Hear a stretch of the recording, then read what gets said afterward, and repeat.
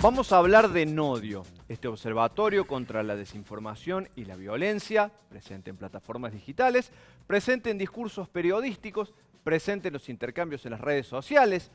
Sabemos que los discursos de odio y las fake news son no solamente un mal de este tiempo, sino que son casi constituyentes de los discursos que hoy transcurren a través, sobre todo, de las plataformas digitales.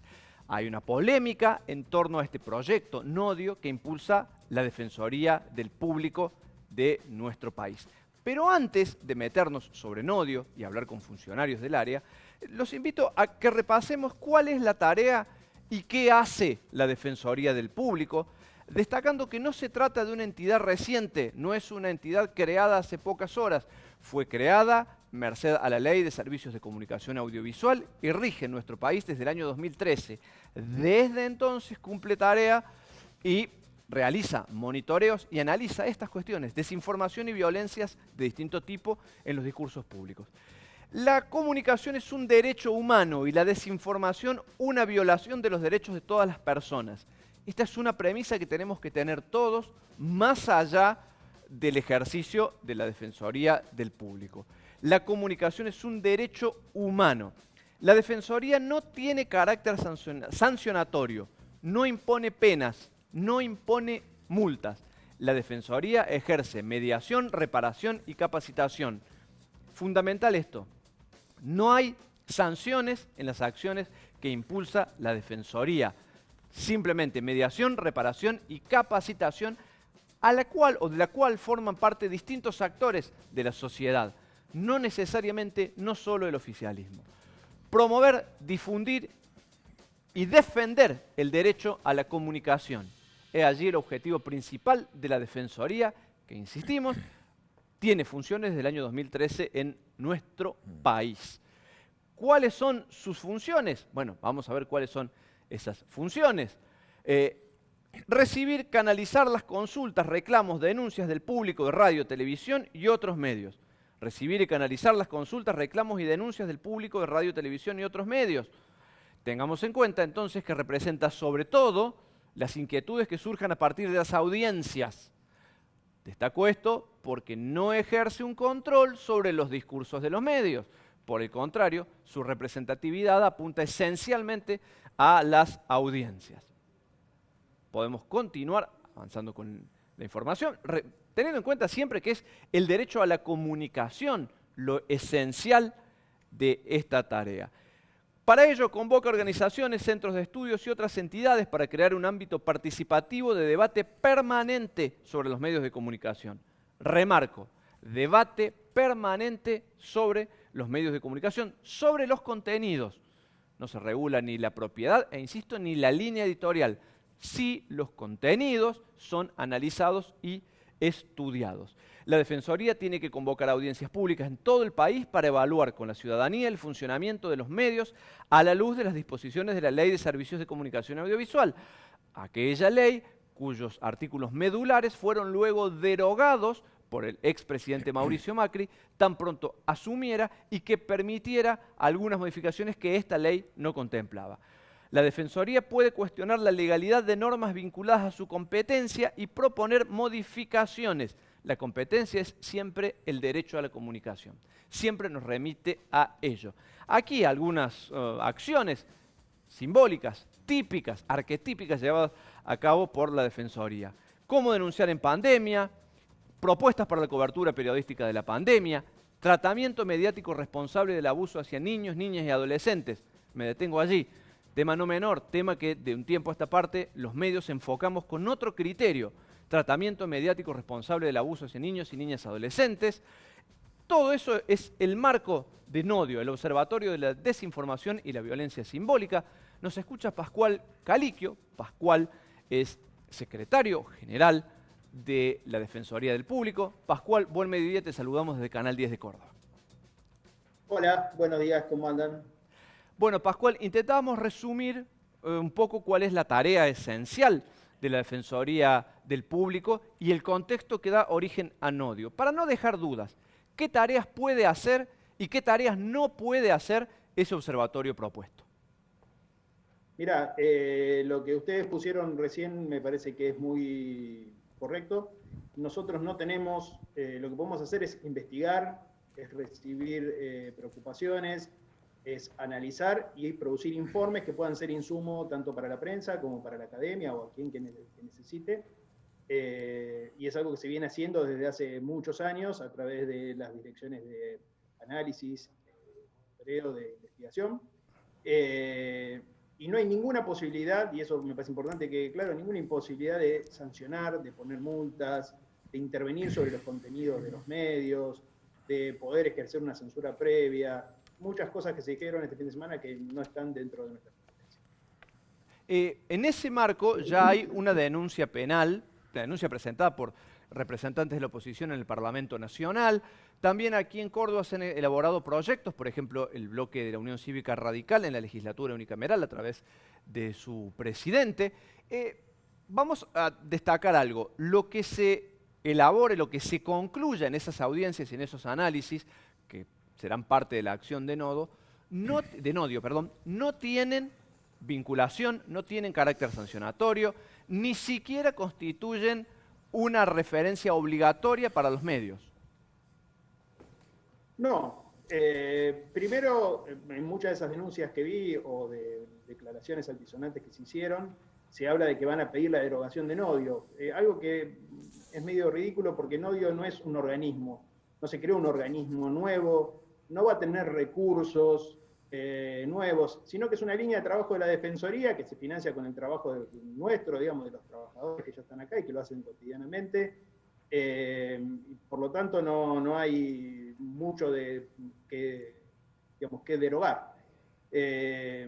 Nosotros lo que va a hacer Nodio es generar esos insumos, esas investigaciones para que pueda ser usado por el que quiera. No va a obligar a nadie a tener que acatarlo o de alguna manera, digamos, tener que cumplir lo que dice ahí. Nosotros cuando hacemos las observaciones, vos ahí en la presentación decían, las audiencias pueden elevar consultas, pueden elevar algún tipo de denuncia. Lo que se hace, se la analiza y llegado el caso se hace una especie de conciliación o de charla con el periodista, con el medio o con quien haya, digamos, sido objeto de este reclamo. Y siempre se trata de, en algunos casos, reparar el daño, si se puede haber un pedido de derecho a réplica, puede haber la intención de que se lleve algún especialista a un programa donde se aborda algún tema que fue tratado parcialmente, o puede haber, por ejemplo, una capacitación. Muchas veces los periodistas nos equivocamos porque no sabemos o porque no nos explicaron cómo era determinada forma de tratar un tema, y lo que se hace es una capacitación y se busca siempre el lado propositivo de esto, ¿no? En eso nos encontramos con medios que están predispuestos y con los que se pueden charlar y con los que trabajamos en conjunto, y bueno, y hay otros medios que a veces tienen un posicionamiento sobre determinados temas que no dan lugar al diálogo, ¿no? Pero siempre se da en ese marco y nosotros no podemos imponer ni sancionar a ninguno de los medios. Pascual, entendemos que esto tiende a garantizar la calidad informativa en distintos soportes, en distintos medios de información, garantizando también la equidad, la igualdad de las voces, algo que, bueno, en las distintas academias de periodismo se enseña como una de las primeras premisas de trabajo de cara al futuro profesional de cada uno de los periodistas. Pero a ustedes, en la investigación que han efectuado para poner en marcha todo este mecanismo, ¿les está preocupando sobremanera Internet? Sabemos que Twitter, por ejemplo, es una de las plataformas que registra más agresiones, más noticias falsas y que después van reproduciéndose de manera realmente muy grande, ¿no? Mira, nosotros asumimos en la Defensoría con Miriam Lewin hace 2 meses más o menos, después de una larga intervención, y empezamos a hacer una serie de conversatorios, de charlas, de debates, y a recibir mucho más reclamos de los que había antes. Y una de las cosas que notamos, lo vimos fundamentalmente en el conversatorio que hicimos sobre violencia política hacia las mujeres, que muchas veces en las redes, incluso en los medios también, hay un nivel de agresividad y de violencia que impide un debate democrático, que inhibe a muchas personas de opinar, porque antes de poner, como vos mencionabas Twitter, antes de poner un tweet, lo piensan 7 veces porque le llega un ejército de trolls que tiene toda una noche volviéndolo loco, o mujeres que quieren participar en política y que ven a otras dirigentes que se la trata de locas, de borrachas, se les hacen entrevistas y se les preguntan siempre por si tiene pareja, si está sola, si cómo es su familia, cómo se viste, todas preguntas que no se le hacen a los hombres. Y eso, lo que notamos es que empobrece el debate democrático. Y una de las tareas de la Defensoría es promover el debate democrático, mejorar el ecosistema de la comunicación para que nadie se sienta inhibido de poder opinar. Lo vimos este fin de semana cuando nosotros lanzamos esta propuesta, que el nivel de agresividad que hubo también fue muy alto, digamos, ¿no? Y digamos, a veces parecería que tuviéramos que no poder opinar sobre estos temas. Pascual, Eduardo lo saluda. Una consulta. Hola. Yo no me olvido más, años atrás conté yo 30 páginas, 15 hojas de Clarín pegándole a Cristina de todos los sectores, 15, 20 días antes de las elecciones nacionales. 30 páginas le pegaban al gobierno de Cristina desde Clarín, política, económica, cultura, todo estaba mal, absolutamente todo mal, hasta la cartera que usaba Cristina le pegaban. Cristina terminó ganando con el 54% de los votos.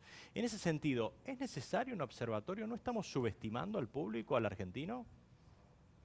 Mira, eso escuché muchos comentarios al respecto. Nosotros no subestimamos a nadie. Yo no creo en la teoría de la aguja hipodérmica, no creo que los medios vayan a convencer a la gente de todo lo que tiene que hacer, pero sí creo que se necesitan herramientas y nosotros tenemos algunas de esas herramientas, sobre todo tenemos mucha gente que es capacitada para eso, que pueden alertar o que pueden estudiar o profundizar en cómo funcionan algunos mecanismos.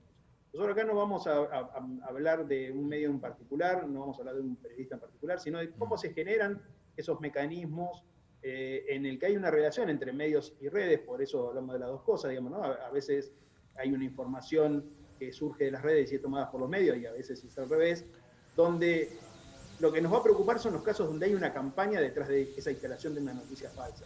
Cualquiera puede tener su opinión y decir lo que opine del gobierno, de la oposición, cualquiera se puede equivocar cuando habla en un medio.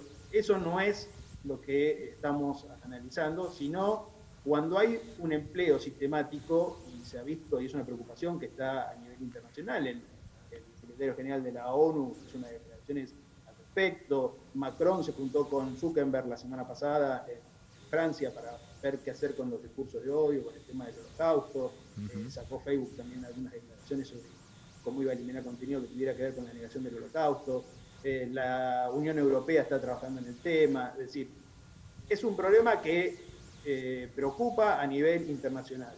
No tiene que ver con las opiniones, no tiene que ver con el posicionamiento político de nadie, sino con cómo hay sistemas que hacen que una noticia falsa pueda terminar, por ejemplo, inhibiendo a alguien de participar en política o arruinándole la vida a una persona.